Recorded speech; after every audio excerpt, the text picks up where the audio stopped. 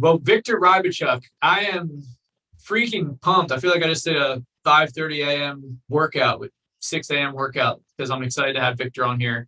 I've known him a long time. He is just crushing it. In addition to just being super successful, multimillionaire, multi-million dollar real estate company, just an awesome dude. He's got a family, a couple kids, wife that I know, is into tithing, which I just started getting into this year. So I'm behind the scenes, look up to you for that. I'm going to ask you about that later on in the interview, but just excited, man. He just lives and breathes real estate investing, and he's somebody that just has a foundation, almost a think and grow rich mission statement of just like, I am going to help X amount of homeowners sell their home. I'm going to make this amount of money. He has a great perspective on money and why it's so good. So we're going to touch on as much things as possible. In the time that I have allotted, it's going to be a lot. But Viktor, thank you so much for just jumping on this and also just being a friend over the years. And being a good guy just in the industry that we're all in nationwide. Yeah, absolutely. Man, Carlos, thank you so much for having me on this. I remember when you and I first tagged up, man, those are some lean years. Oh my goodness. And for us to have the kind of growth that we have is just, you got to pinch yourself sometimes. Just like, is this real? Oh yeah, this is real. This is happening. Yeah, that's amazing. Well, before we start getting into the meat and potatoes here, I would love to hear in your own words, who is Viktor, including family structure and what your business looks like right now. Sure. Yeah. I mean, I come from really humble beginnings. My story starts, being a refugee immigrant from Ukraine back in 1991. And we definitely have to climb the ranks. And I believe in America. I love America because I know what the other side looks like. And so what we started is at the very bottom. We were on welfare at the very beginning. I know what food stamps look like. Some people are like, nowadays it's a card, I believe. I know what they actually look like because they were in little booklets. I tore them out and we traded them for money because we needed it, right? And we went on Section 8, grew up from that lifestyle. My dad just had the vision of, you know what, you guys are going to get educated. And that's exactly what happened. Like, of my 5 brothers and 1 sister, all of us got educated except one. So amazing to see. And I went through the ranks of, working my freaking butt off. And my dad taught me this he's like, man, he would show me his hands and they would be covered in like mortar from the tile. He's like, Viktor, look at my hands. I want you to work smarter, not harder. And that always taught me, you don't have to be the smartest person in the room. You just have to outwork everybody. And that's just been my mentality to this very day. I'm super hungry. I'm super motivated. I got a chip on my shoulder, for good or for bad. And I went to school to become a nurse, which was very applicable to real estate. Not really. Got my degree and went in that realm. I, very entrepreneurial minded still. I was like, I'm not going to stop at nursing. I'm going to do something thereafter. And, after 7 years being an amazing career with working with kids with cancer, respiratory problems, kids with, total care needs, I was hungering for something more. And I thought I wanted to be a doctor. And I was like, man, I'm going to do this. So I took that road to become a doctor. And I did. I worked, 40 hours during the week. And I was also going to school.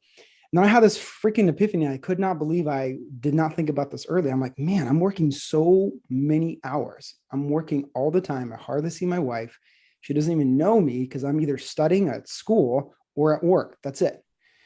And I see this at work all the time. These doctors putting, we're talking minimum 60 hours a week. And that's considered a really good week. And I'm like, that's what you're after. Like, that's what your life is going to be like. And I quit. My teacher's like, are you freaking kidding me? Your average grade is an A-. Why would you quit? And 3 teachers tried to talk me out of it. And I was like, you know what? I feel conviction that this is not right for me. I know I'm doing well. I know this is interesting, but this is not my future. And I quit. And I went back to nursing full-time again, trying multiple things. And things didn't work out in the nursing field. And I stumbled upon real estate because I was literally looking online as to how to make money. And real estate was one of those things that kept coming up. Like, I was like, okay, I really need to pay attention to this real estate thing. One thing led to another, and I got into, REIA. I got into REIA, and And that's how I learned about, wholesaling, because in the RIA, they told me, hey, do a couple of wholesales, get into flipping. And that's how you make it in real estate. That's what I wanted to do. So I was like, okay, all right, I got to wholesale a couple of deals. And I just been always reinforced that wholesaling isn't the end game. If you wholesale, that's a starting point. You need to elevate beyond that. And just time and time again, people telling me that, well, to this day, I still wholesale. Mm-hmm. I am not a primary flipper. I have flip houses, but I'm not a primary flipper. I'm 100% on target to wholesale. So that's how I got into to real estate. Now with my family, I have a gorgeous smoking wife from Telegenda Nights. How he says that. I love that. Yeah. I love her. Been married for her for 15 years. I got Amazing. 2 kids, one little boy, 2 years old, and a daughter who's about to turn 4 this month, September. So had a crazy moment this week. This week she started pre-3, which is like pre-kindergarten, but still school. I'm like, how am I already here? This is crazy. So love my kids to death. I'm trying to incorporate everything I do in my business with my family. I don't believe in this division of real estate's over here, families to the side, and then you go back and forth between the two. No, they're so intertwined that I bring them along the journey. I'm not going to stop being an entrepreneur. They're going to be a part of my life, and I'm not going to play this like game of this side, the other side. So I incorporate them in my life and my real estate, and that's what I want to continue doing. Amazing. I think kind of human consciousness, or however you want to say it, is more moving towards that, where it's like life and work are integrated, especially if you're an entrepreneur or in some type of entrepreneurial ventures. And man, that's amazing with the family. Gotta, like you said earlier in this interview, you got to pinch yourself sometimes and be like, dang, my kids are already getting to school and everything like that. It's important to, as I read in The Road Less Stupid, actually, I just started this week, but on the opening cover, it says one of the biggest 3 mistakes that smart people make are being obsessed on the Wizard of Oz instead of focusing on the yellow brick road, which is what you're talking about right now, like enjoying the journey with your family and making sure they're integrated and just living in the moment and everything like that. So it's awesome to hear. Yeah, I don't believe in this, like, once you get the carrot, you'll be happy. So many times in my life, I'm like, oh, I achieved that dollar amount, that wholesale amount, that milestone, whatever it is. And I'm like, what's next?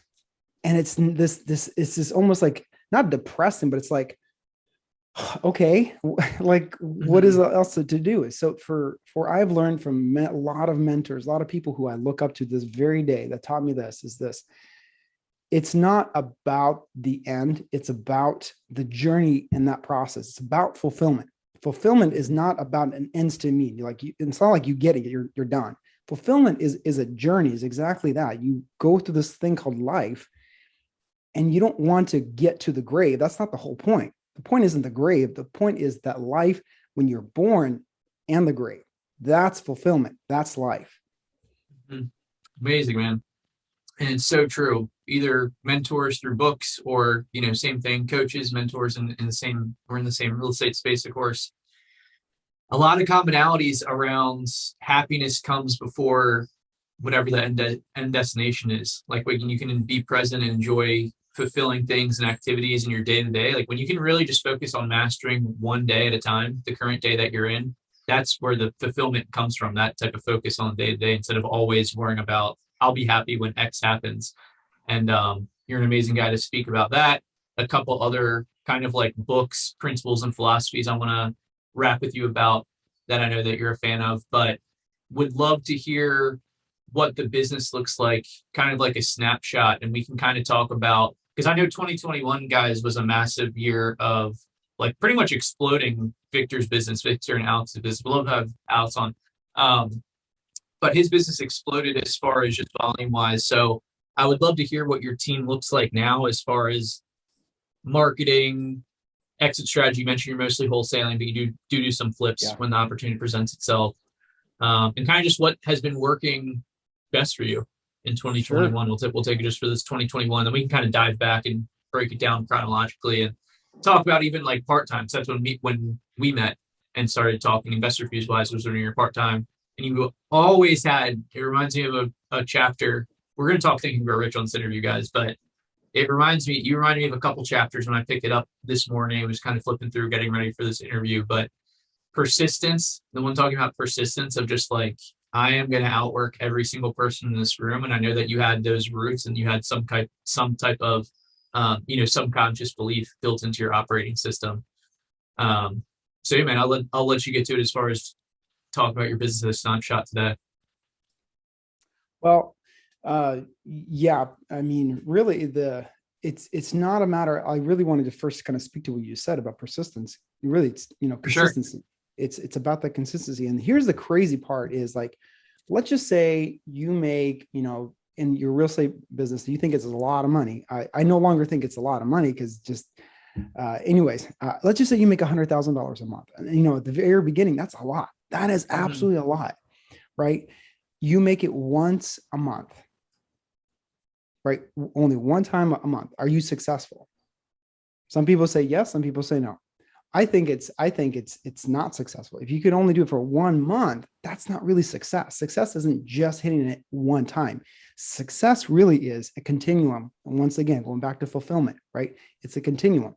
It's repeating the results month after month, week after week, right? Year after year. And it's not about always hitting that $100,000 mark. It's about staying consistent with what you want your goals to be, right?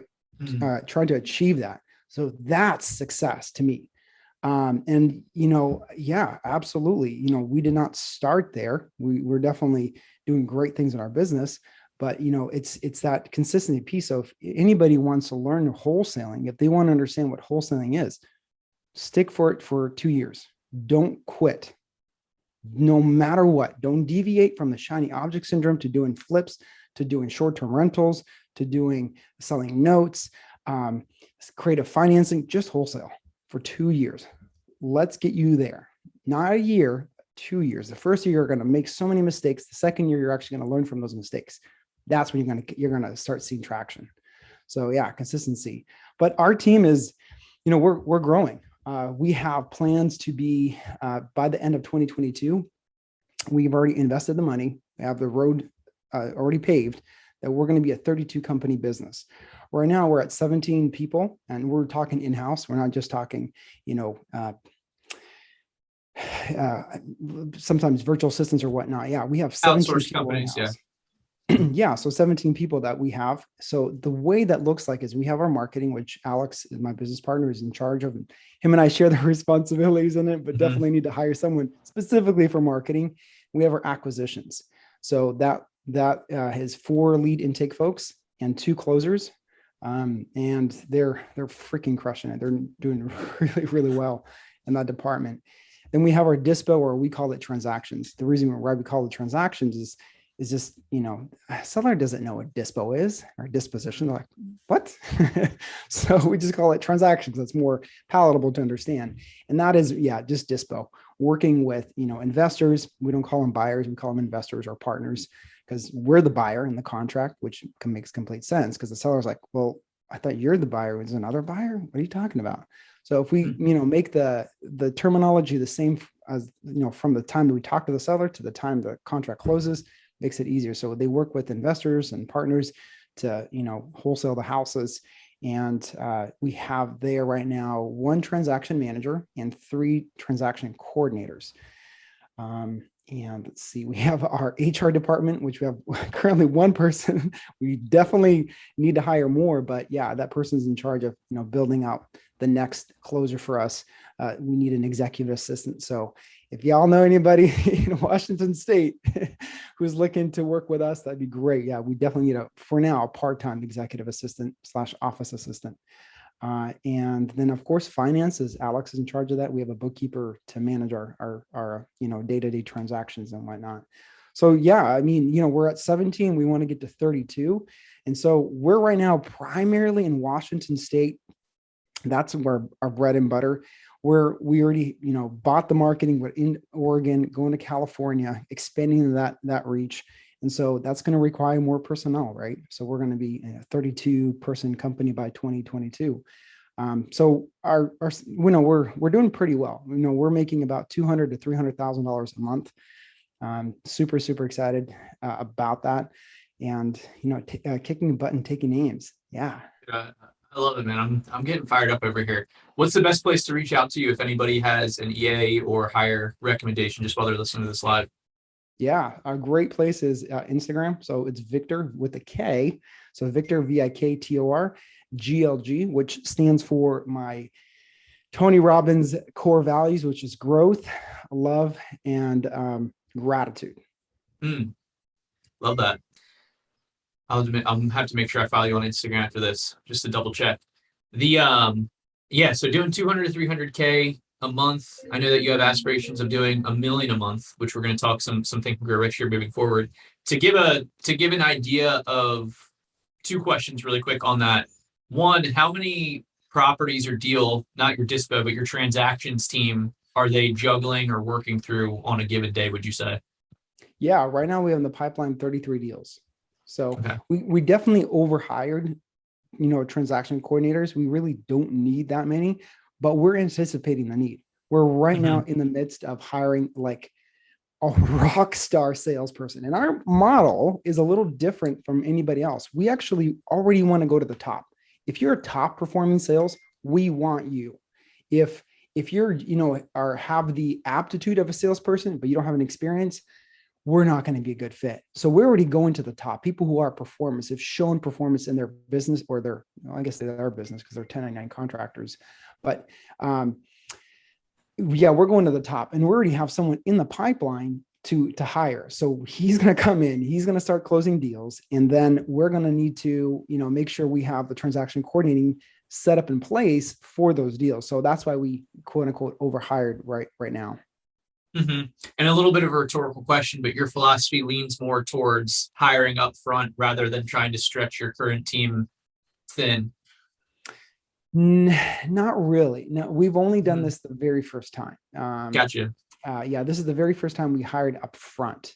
We just thought it'd be a lot easier to do it up front rather than, chase our tail. Because, that's such a good question, Carlos.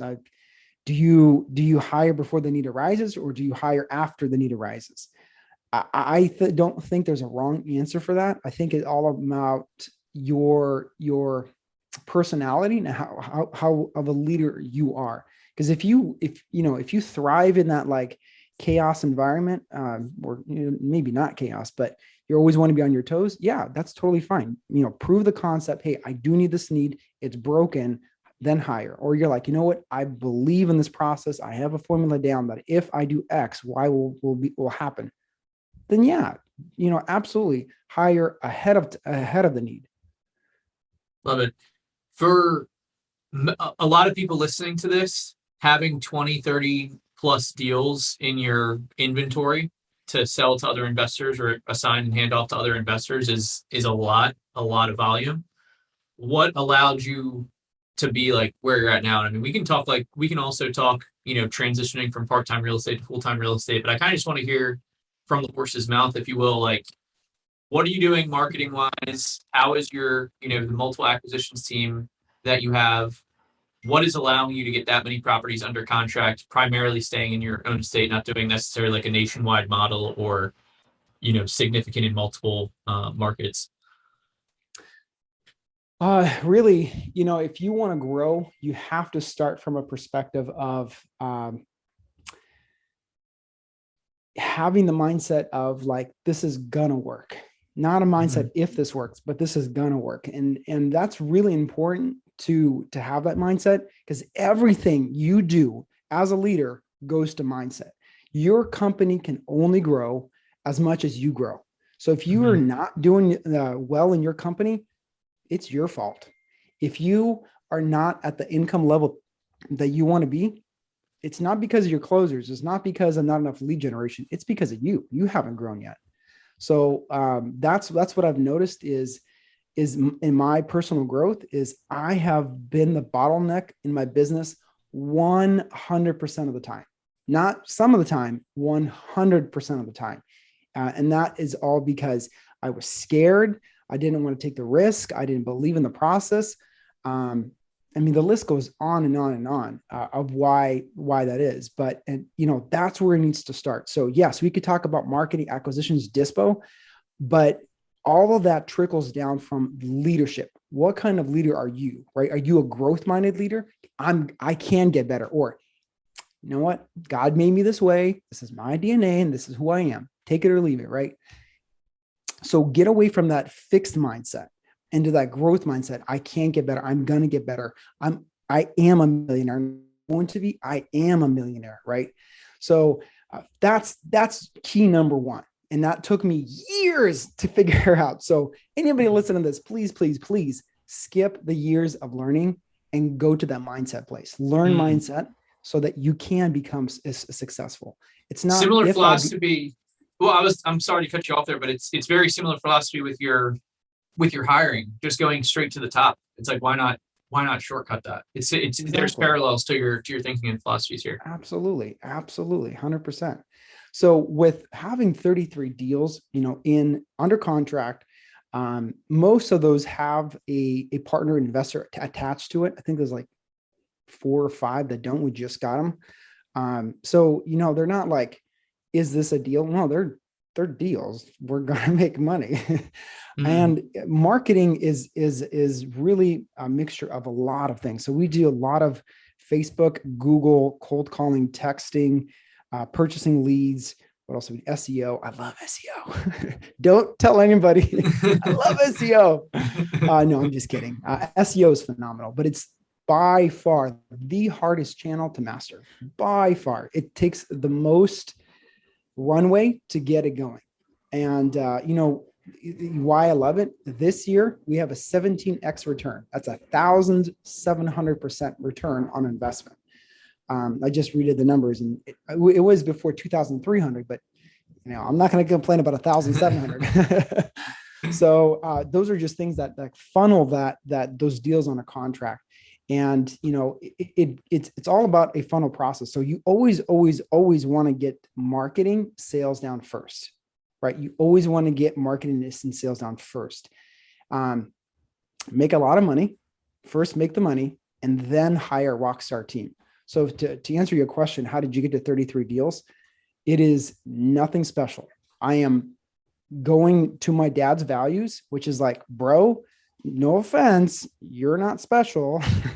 You just got to work hard. Just follow what successful people do and just do that. So it's exactly that. We did very well with marketing sales, and at the later part, not at the beginning, we got the later part. We made a lot of money and we hired the people. That's what we're right now is, creating rock star team members and the leadership team. So right now with our acquisitions, we have an acquisition manager who, oversees that entire department, and a transaction manager. I no longer have to do that. It's so crazy to say that, Carlos. Amazing. It's so crazy to say that, because now we're leaders of leaders. That's the phase of our company that we're in right now. And that's the next journey for me is, how do I lead leaders? What kind of leader do I have to be for them? And it's an exciting journey, very exciting. Amazing to see the journey, just because we've known each other for a few years. But that's what I was thinking. Like when you're first starting off, you're reading books like Never Split the Difference and Pitch Anything on maybe sales or 80-20 marketing and stuff like that, and going to real estate masterminds, learning the business and what the top people are doing specifically for the mechanism or the mechanics operations of the business. Now you're probably reading John Maxwell and leadership books and managing people and hiring and all that type of stuff. So it's like it never stops, which goes to your Tony Robbins core values. Like you're never going to stop learning. Until the day that I'm around here, I'll be learning something. It's not only good for your brain, but like that's what brings fulfillment. When is a key success, just like optimizing life and happiness and stuff like that. But that's where you're at now, managing a team. If you want to go from 17 members to 32, which you said very casually, but that's a massive operation. 32 people is a massive operation for, this niche of real estate that we're in. Do you want to speak a little bit? I mean, we can take this where you want to go. This could be a whole mini series on different subjects, but do you want to speak a little bit before we start talking Think and Grow Rich and diving more into the number one leverage point? You talked about mindset of having a successful business. Just kind of speaking a little bit to when you were in real estate part-time and what allowed you to be successful in addition to like the persistence, following people, getting that social proof, like the Roger Bannister, you're able to do the 4-minute mile, you're able to do a successful wholesaling business.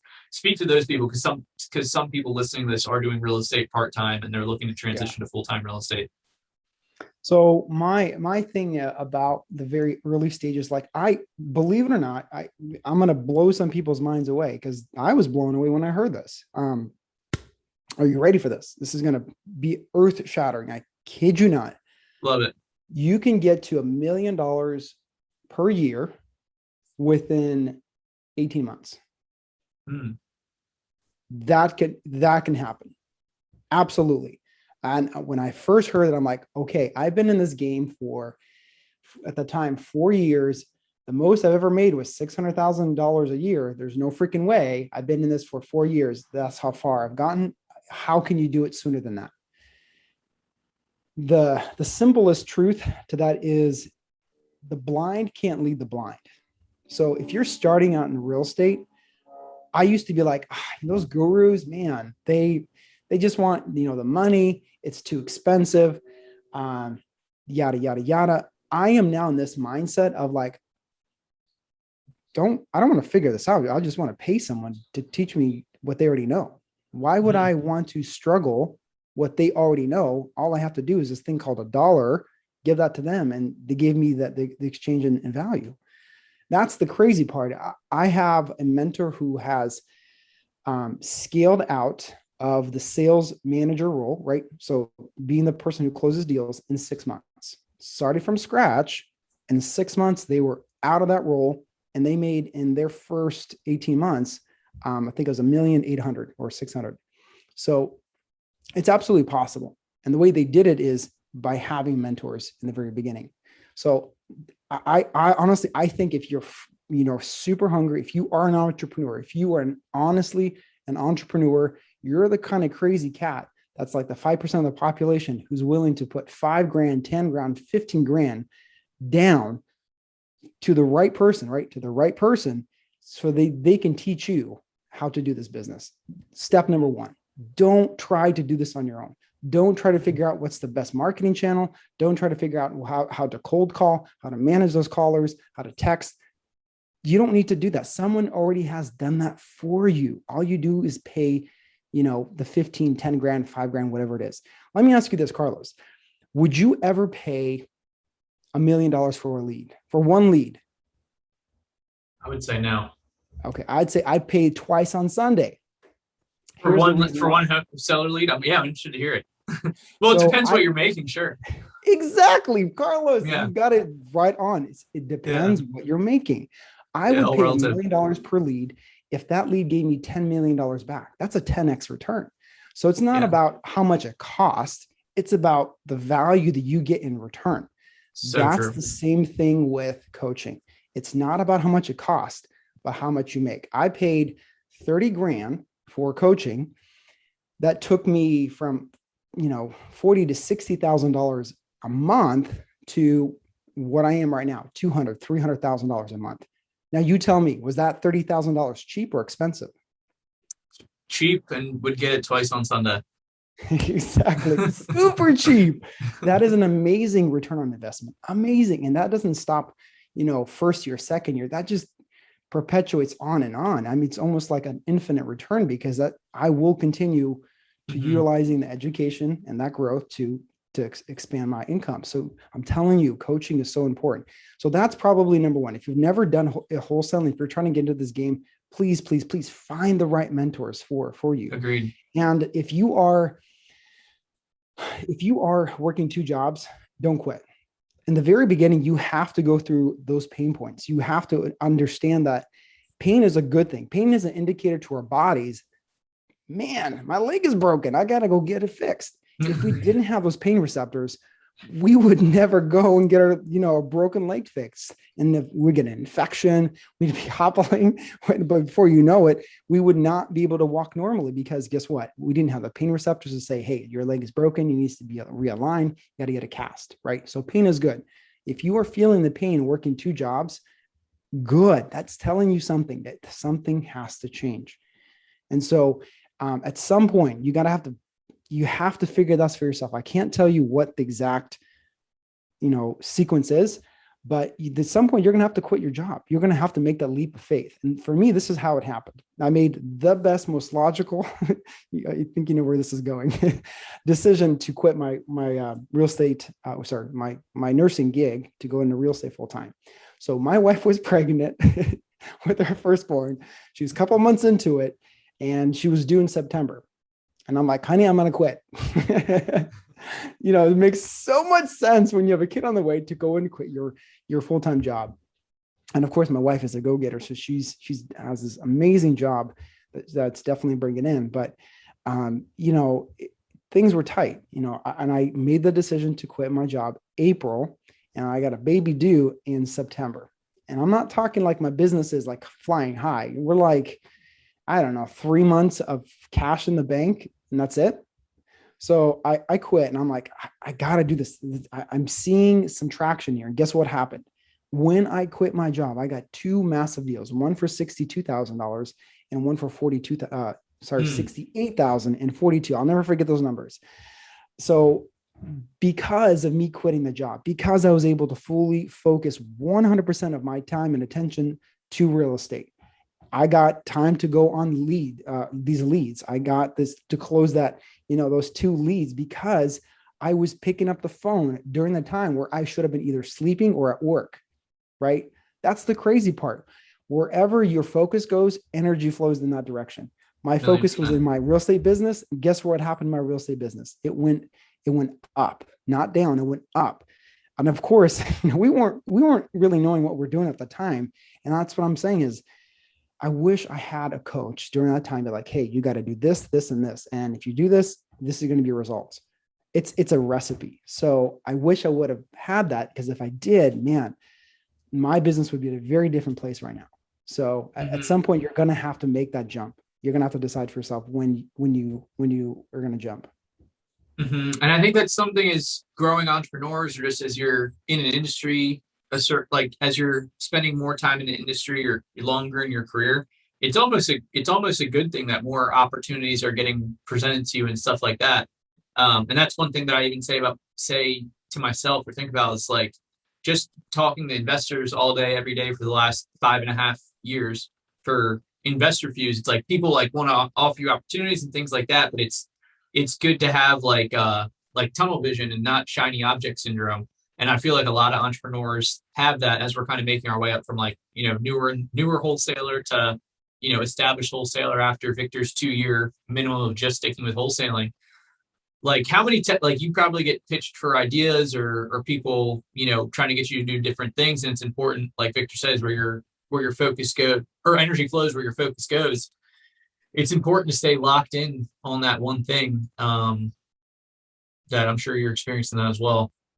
Oh yeah. I mean, if you're an entrepreneur, it's a disease. Yeah. What I mean by that is you're going to naturally want to do the shiny object thing, right? The new thing comes up and you want to do that because you're like, oh my gosh, that he made how much money on that deal? You can do what? You can do development and make 300,000 in a deal. Why am I wholesaling? I'm only making 10, right? Those kinds of things. Yeah, I mean, I've been pitched development. I've pitched, new construction, mobile home parks. Man, though, that's super sexy. Kid you not, great returns. Oil, natural gas. What else? I mean, the list goes on. And like, you have so much opportunity to make money. It's ridiculous. It's so much opportunity, but you have to just say, hey, I can make money in all of these things. And you can. You absolutely can. All the things that I just mentioned to you, you can make a lot of money, but you got to pick one. You first have to have your level one business. And that's what, my philosophy is that start with your level one business. After your level one business is running without you, right? Without you or minimal input, go at it. Start something new, start something different. Absolutely. But in the beginning, it's hard because you have so much opportunities to present to you. And if you don't know what you want to do, try them, period. Just try the different things. feed into that shiny object syndrome, feed into those things that you explore. But you have to go with the intention of, hey, I'm going to try these, but I have to pick one. Love it. On a related note, I want to ask a relatively popular speaking point that comes up. Should I have a partner to start a business? And if so, how do I find a partner? I'm asking that, guys, because Viktor has an awesome partner, Alex, that I met before too, and they're just bros and get along. If I'm remembering correctly, there's a little bit of overlap in, I think, personality type and maybe disc assessment. But I would love to hear just kind of a broad stroke on your philosophy behind, should I have a partner? Should I get, if I already have a running wholesale business, should I look at having a partner that maybe has different skill sets than me, and like best way of finding a partner, kind of how you and Alex got linked up? So what you don't want to do is find someone identical as you. That's what you don't want to do. You don't want to find another Carlos. You don't want to find another Viktor. Mm-hmm. If I was in partners with myself, just me, and that person thought the same thoughts that I did, had the same ambitions that I did, we would tear each other apart. Yeah. You got to have opposing skill sets.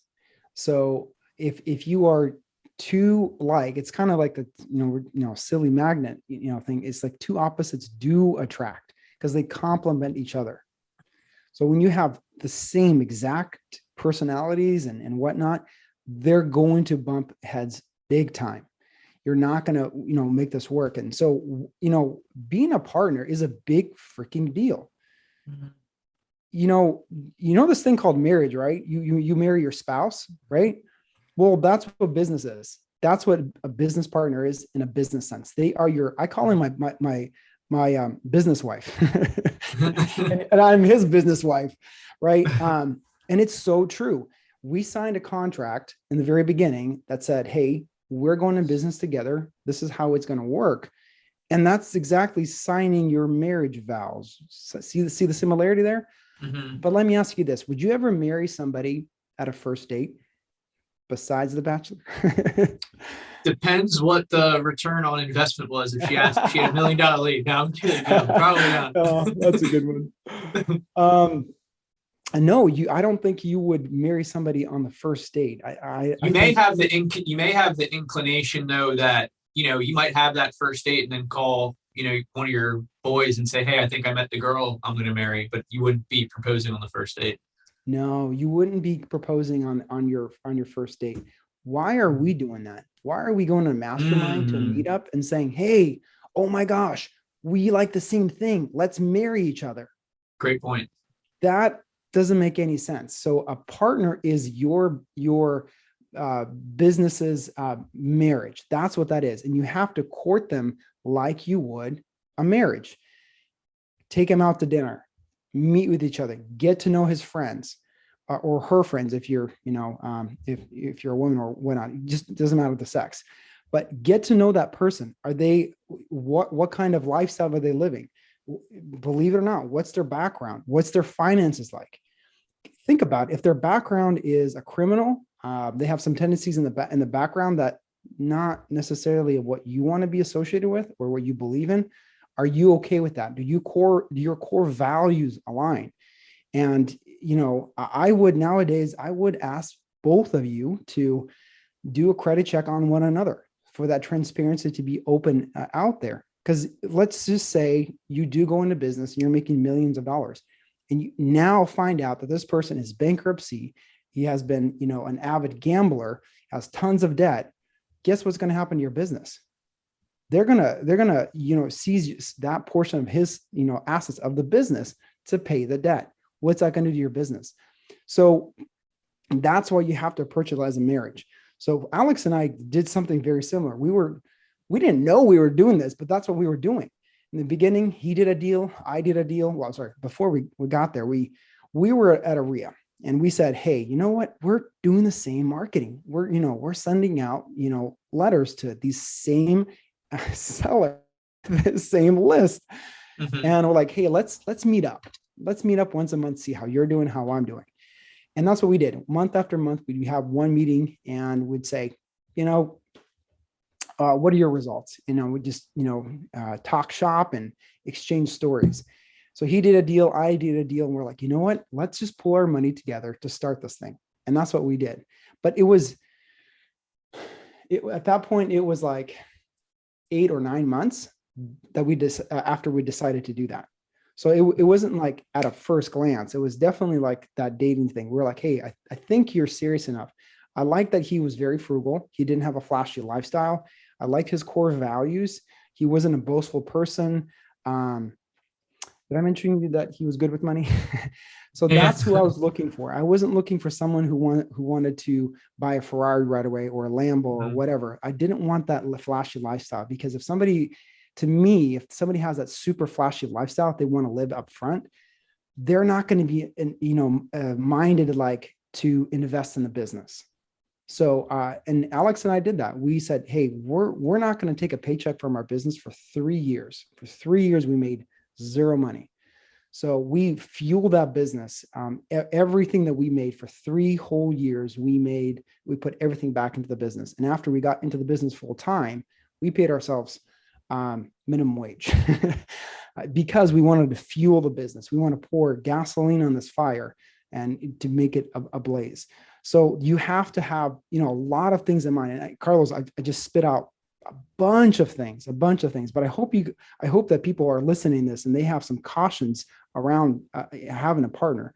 And the answer is, should you have a partner should you get married? Not everybody's meant to marry. Not everybody's meant to have a partner. So, once again, it goes back onto you. Do you have the personality that will need a partner? Do you need the accountability? Do you need the support? But if you don't, if you could do this on your own, hey, more power to you. That's fine. I've gone further with a partner than I did without. And I don't see anything in the future whatsoever to separate that partnership. We're right now trying to make it grow even stronger by buying assets in the business, by pulling our own personal funds together to buy more assets. So it's definitely a very good question to ask people. But the long story of this is this: treat it like you're actually going to marry somebody, and work back from there. Get to know their family, go on a couple of dates, get to know their friends, so forth and so on. Very well said. And you said a lot of things on that answer in this interview, and they're all very, very high value philosophy that people are going to enjoy and be able to take from that. One pattern in this interview, and kind of just knowing you, is that you're a very forward visionary thinker. But one thing that I'm impressed with is how specific those visions are to metrics. And I think one thing that could be a huge foundational applicable thing that people can take away from this interview is having a forward vision, think and grow rich style, where it's what the value is you're providing, metrics around that, as far as yours is helping 10,000 homeowners in 10 years, how much money you're going to make, everything like that. I feel like having that as a company vision statement, you're seeing that every single day, you're living that every day. That just helps kind of put your actions on autopilot. And everybody has bad days or not super, super productive days. And on those days, that's what helps you perform or do the tasks that you need to be doing. So I would love to hear in your own words, kind of your Think and Grow Rich mission statement for you and Alex's company. And then also kind of the best way to construct that. Because I feel like everybody listening to this should have that. And that's just a huge foundational lever that they can pull for their business. You do have to have a one unifying, mission statement, vision statement. You have to have that.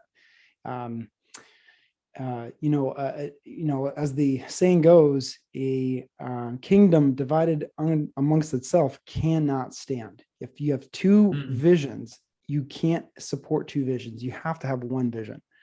So, I do believe in the principle of, think and grow rich. And the thing I got away from that book that has absolutely been true, and I can't explain it to you how it's true, but it is. I have some ideas, but it's this principle: is thoughts are things. Mm-hmm. And if you ever want to look back into anything that ever existed, it was first and foremost a thought that had to be planted in somebody's mind, and somebody took it from their mind and manifested it to existence. And of course, you have to take action, you have to implement and all those things. But first and foremost, it was a thought. So when we think about, our goals, and absolutely have them, absolutely, do that. But you also have to take it a step further, manifest that thought. So for us is that we do want to have, we will have 10,000 houses purchased in 10 years. Don't ask me how I do it. I do not know. I do not have the exact execution plan to make that happen, but I believe that I'm manifesting that thought into existence. I'm taking those steps to make that a reality, not a dream. I'm making that happen. And when I say those words, and I'm actually saying 10,000 houses in 10 years, that does something to the universe. And that's the part I can't explain to you.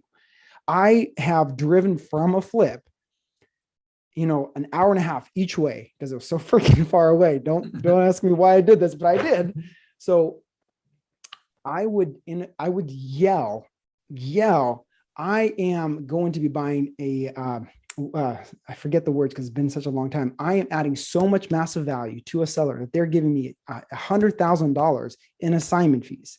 And that's what I would do. I said, I'm adding a massive value to my seller so they can give me $100,000 assignment fee. And I would repeat that over and over and over again.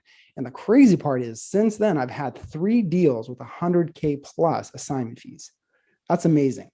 I can't explain to you how that's true. Maybe it's a coincidence, maybe it's not, but I believe in the power of vocalizing your thoughts, making it more concrete. Because when it's a thought, it's one thing. But when you say it, you're actually bringing it out into the universe for the universe to hear your thoughts. And that there's some kind of energy that goes inside you as well. Something in the back of your mind unconsciously says, hey, that's actually real. It's almost like tricking your mind to be real. And I believe in the power of, just vocalizing your goals. You don't have to tell the world, you don't have to tell Facebook or Instagram. That's not the point. The point is that you yourself vocalizing it. It could be the audience of one, which is you, or it could be to a group of people or someone else to keep you accountable. Whatever that is, you have to say those words. And so I truly believe that we're going to be at that mark. And our goal is to go into those states. Washington, we're already there. Oregon and California. We're gonna add massive value to the West Coast. And from there, we're going to take over the whole United States. We are going to be going into Canada. We're going to be going to the United Kingdom and Australia. I mean, that's how I see, for us to be able to add so much value to so much people. So that vision's out there. I mean, those words are said. I can't take that back. And that's the mission and vision for the company is to be international company. And, in the very beginning of my wholesaling career, when I was talking about, people were like, just do 3 deals and start flipping. Now I'm like, no, I'm going to take this thing international. And that's the power of focus. That's what I have learned is every time that I've done a flip and put my attention there, like it took away from my wholesaling business, and then there's that definitely fine line of, which is more profitable. Return on your investment, right? We're talking about actual concrete numbers. We're not talking about philosophy. What is return on investment, wholesaling versus flipping? And, I believe in the principles is exactly that, right? Focus first at one thing, establish that. Hey, once that is established, absolutely go flip, go create an arm of your company that does the flips. But trying to do this simultaneously while you're in both seats, you're going to get success, but not as successful. Man, I am freaking fired up and inspired. And everybody should have, you don't have to be an international real estate investor, but do you see, and I'm with you 100,000,000% as far as thoughts are things and words are things. And there's something out there. Nobody knows what it is, but it's an interesting part of life, figuring it out. And the next subject I think you're going to get fired up on that I bring up, but it's so true, guys. Even just speaking to yourself and audience and just getting better and having a vision. It's interesting. There are some great books out there. I've been talking Cybernetics the last couple episodes here because I've been rereading that and going through the first couple chapters, and it kind of talks about Victor's messages mixed with how humans have just an automatic like goal tracking system or goal achieving system. So it's like whatever you feed it, you kind of go on autopilot to it. You're still going to have to be persistent and work a lot, but like it just kind of flows a little bit better as far as the actions and behaviors you take. Before we expand on or just kind of recap what the last quarter of 2021 and beyond, which you've already laid out a little bit, the international plans. I didn't know that's amazing. I'd love to hear your opinion and the science behind tithing, which is kind of like, this is like bonus for, and you don't have to be super high level, but this is something that same way mentors, coaches, for years and years and years, I've seen people talk about how important tithing is, and there's a spiritual aspect to it, and there's something that kicks you into overdrive that just makes you more efficient and do better work and add more value to whatever the customer in your mission statement is that you want to provide value to. But as someone that just started tithing this year, even though I've known people telling me to do it for years and years and years, it just reached a tipping point where I was like, you know what? It was an interview I did a few months ago, and I was like, you know what? I'm just going to start doing it. Like, I've done small donations before, not to like the amount that it is now, but like, I know that you're a massive tither. I want to hear your opinion on how it's changed your life. I definitely did not start in this mindset of being growth minded. I was very much a fixed minded person. So I used to very much have a lot of value in my possessions. I wanted to have the best looking car. I wanted to have nice looking clothes. And it's not that that was wrong. It's just that it was in relationship to where I was in that life period, that those things just did not make sense. I was just so materialistic. And so for me during that time, unfortunately, it was a kind of a dark time. I didn't tithe. I didn't give. I do have faith is a cornerstone of who I am. Absolutely. I believe in a power that's greater than me. I can't explain it. Don't have me try to have explained it to you because I can't. But I believe in the principle of belief. And all entrepreneurs are all religious. I don't care if you say if you're atheist or not, you're religious because you believe in something you haven't achieved, right? That's an entrepreneur. That's called faith, right? That's called believing in something that you cannot tangibly prove, but you know to yourself to exist. That's crazy. So I love that principle. And so I did have, a background in being super stingy, and I actually did not tithe for a couple of years. And my wife found out, and that was not a pretty conversation. I made a commitment to pay back all that tithing I did not make, and also tithe on top of what I was making. So it took me like a year and a half to pay all that back, and I was very diligent about that. It's not that I had to. I was convicted to do that, and there's nothing that in my belief system says that I have to repay all the debts that I didn't make. No, you don't have to, but I did. Viktor Rybachuk had to do that.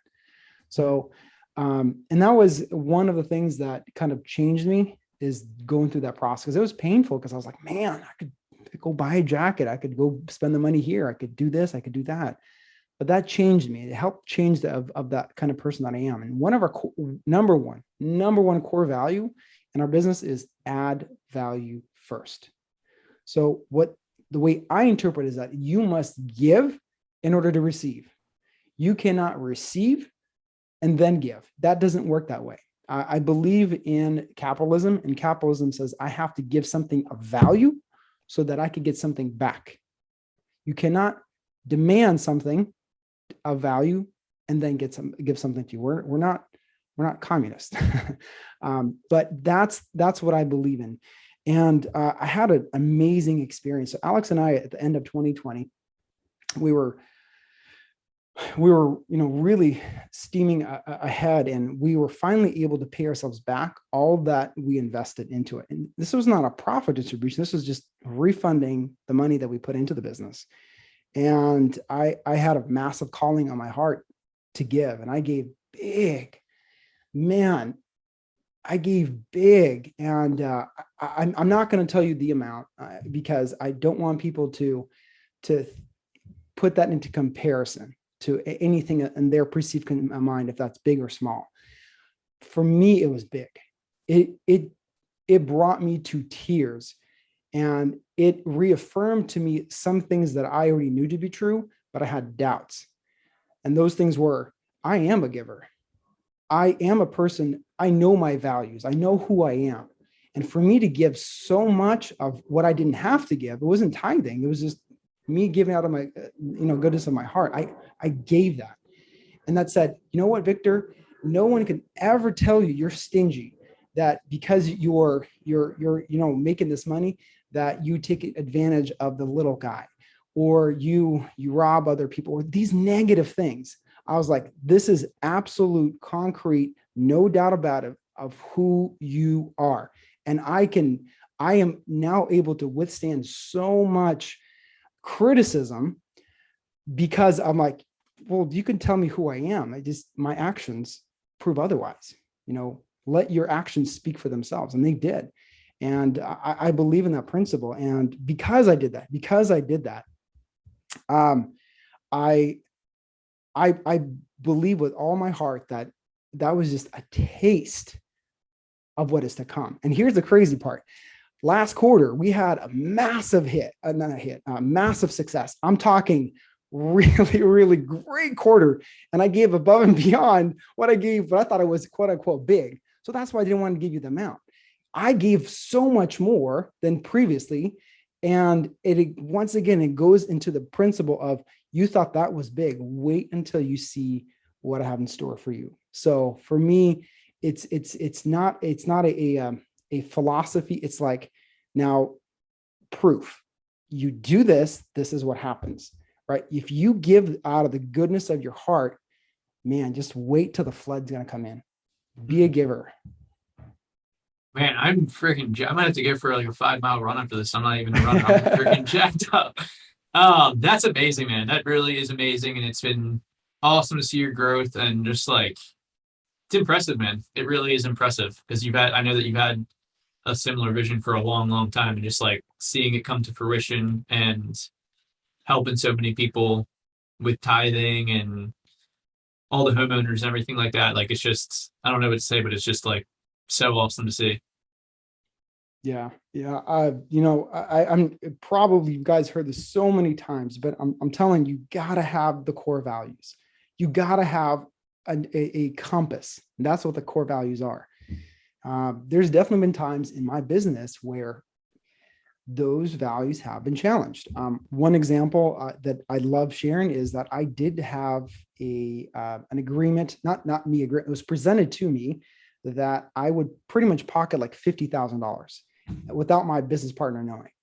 And, for me, it didn't even like register as an option to do. Like, in my mind, I was so impressed with my mind. I was like, wow, that just happened. I said no, like right away, without even thinking about it.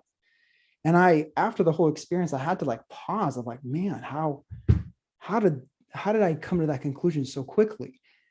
And it stemmed from like, that's not the type of person that you are.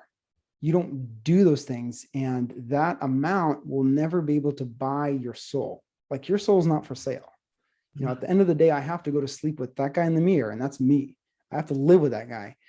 And no amount of money is going to change that. Nothing's going to change that. So those core values are my North Star. If I have a question of a doubt of, what path to take, those core values hold me accountable to making the right decision, right? And for me, it has to be ethical, it has to be moral, and legal's third. Just because it's legal doesn't mean it's right. Mm-hmm. Love it, man. Core values and your identity, how you see yourself, are 100% your North Star for your moves you make in business and your day-to-day and everything like that. Best place values on Instagram. I will have that in the show notes. I would also suggest, if you're not at the 5,000 friend limit, to follow Victor on Facebook. He shares like little quips like that on Facebook, for example, of kind of his thought process that are like really cool. I've seen some of those. Like, for example, I think it was 2017 or 2018, where you gave a seller $7,000 to help them move out of their heart, or move out of their house. Again, just coming from your heart and those core values. You got kind of screwed over, for lack of a better term, from an investor that you've worked with multiple times since, and just had some powerful perspectives behind that. So I would definitely suggest following Victor on social, just because he shares kind of the inside working of his brains in his mindset of what's going through those. But man, this has been an awesome interview. I don't know if you have anything else that you want to end on, kind of the core value. It might be the one thing that you're stressing to people, but man, awesome story. Being a full-time nurse, going part-time. Wife is a couple months pregnant with their first child, saying, babe, cutting this thing off, we're going all in, and just having a massive vision with massive belief, all while being consistent and persistent, and a foundation of just wanting to, at the end of the day, leave an impact and help people. So Viktor, thank you so much. One thing I didn't mention is at the InvestorFuse Mastermind, I was laughing about this morning when I was just thinking about the interview. The only person that showed up before the mastermind every single day to lift weights and work out, two people, me and Viktor at the local Austin LA Fitness a few miles from the hotel. And he is just like full of freaking energy. I'm like just stumbling in there, like just want to bang this workout out. And he is the same exact way and stronger today. So just an awesome person to get connected to. And I think you guys are listening this far. You've got a ton of value and inspiration and applicable actions you can do. I would say, namely, having like a specific drawn out mission statement in addition to the core values with Viktor, which Viktor just looped back on. I love the mission statement of helping X amount of homeowners. I feel like you can kind of templatize Viktor's in a certain degree, helping X amount of homeowners sell their homes in X years so they can live their best life, all that type of stuff. But Viktor, thank you so much, man. Absolutely. Glad to do it. Awesome. Thank you, guys. Enjoy this. Make sure you're subscribed to the show and give Viktor a shout on Instagram. Let him know you heard him on this interview.